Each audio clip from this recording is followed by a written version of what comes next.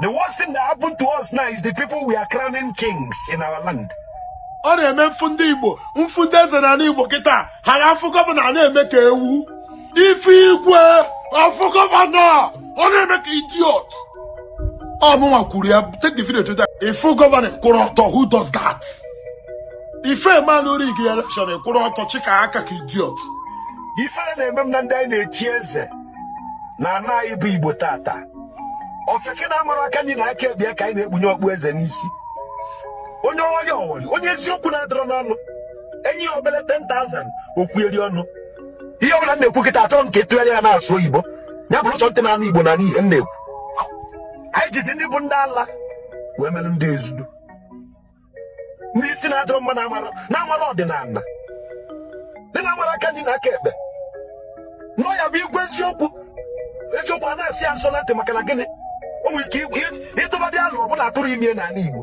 O nwere ego chie nye eze. Agwawụrụ mba na-adịrọ nsọ wee mele eze. Agwụrụ ụlọ alụ wee mele eze. Mmadụ ya eweta ọjị onye na-ene anya dịka okenye. Ọgọcha ọjị otie n'afọ a Jesu. Ọ dị mkpa m nwere aka tọgbuo ya ka ọ nwụrụ. Ruo ole mgbe ka nsọpụrụ Igbo ya wọ ife tii n'ọnọdụ ihele. Ife ọjọọ bụ afọ. Ọ bụrụ omenala. Is that not shameful when you want to ask questions? You pick your phone and call an elder in the village. He would know absolutely nothing to give you in response. Obodo ofeke bụ eze. Kedu na ife ya eme ndị ana? Ịbụ eze nọlụ n'obodo. Every week ebunata ozu onye obodo bụ nwatakịrị ntorobịa. Ebunata ozu ndị ntorobịa be gị. Ịzọpụrụ ije. Jube ese kedu ife na-egbusisi ụmụaka m?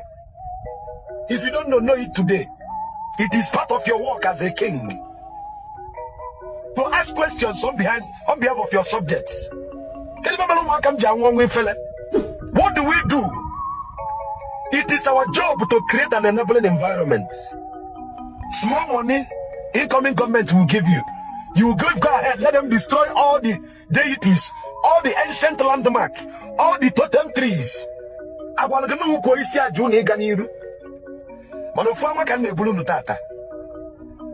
Omantezi aka. Ada n'Igbo ya abụpụtụ n'ọnụ. Nke a dịkwa na ntị onye na-anụ ife anyị na-ekwu.